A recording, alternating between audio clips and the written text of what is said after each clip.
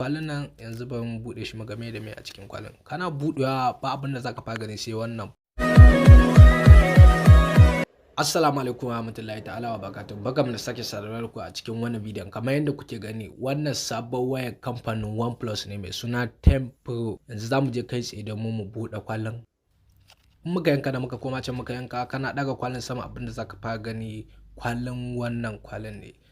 Kwalin nan yanzu bari mu buɗe shi mu ga me da me a cikin kwalin. Kana buɗewa ba abin da zaka fara gani sai wannan pouch din wayan.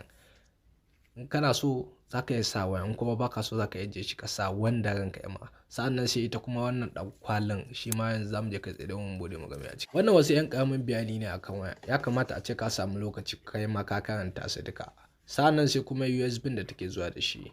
Wannan shine USB da take zuwa da shi. USB type C ne saman kasan kuma normal USB kamar yadda kuke gani, sai kuma charger da take zuwa da shi. Wannan shine charger da take zuwa da shi kamar yadda kuke gani. Sa'annan sai ita kuma wayar da kanta kamar yadda kuke gani haka take zuwa. Ka bude ta a cikin ledan ta haka za ku ganta, haka bayan ta yake. Sa'annan haka zalika haka gaban ta yake. Sai wannan dan kamera guda ɗaya da yake gaba. Yanzu zamu je kai tsaye don mu kunna wayan. Kana kunna ta, abin da za ta fara nuna a Oneplus ne kamar yadda kuke gani. Ta ka kuma haka in zamu saita wayan, zaka saita kasar da kake da yaren da kake, sai Google in kana so, ko baka so zaka yi tsallake shi.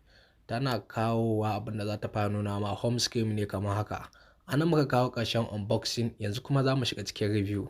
Kamfanin Oneplus dai sai launching din 10 Pro a 2022 January 11, sai releasing din shi a kasuwa 2022 January 13. Weight ɗinta yanayin nauyin ta 201 kg ne. Build ɗinta kuma gaban ta glass ne, Gorilla Glass Victinus. Bayan ta glass ne shi ma, amma Gorilla Glass 5. Tana zuwa da aluminium frame ne. Single SIM take zuwa da shi ko nano SIM. Sa'annan waya ce da take da display sosai. Dan display da take zuwa da shi pure AMOLED ne. Sa'annan size ɗinta 6.7 inches ne, kuma tana zuwa da always on display. Platform ɗin da take zuwa da shi version 12 ne, upgradable to version 13. Memory kuma ba a sa mata SD card. Sai internal storage ɗin da take zuwa da shi, tana zuwa da 128GB 8GB RAM, tana zuwa da 256GB 8GB RAM, tana zuwa da 256GB 12GB RAM, tana zuwa da 512GB 12GB RAM. A gefen selfie kuma waya ce da take zuwa da single camera a gaba, ma'ana kamera ne kwaya ɗaya a gaba. Shi wannan kamera guda ɗaya yana zuwa da 32MP white ne. Sannan zaka yi shooting video da shi 1080p at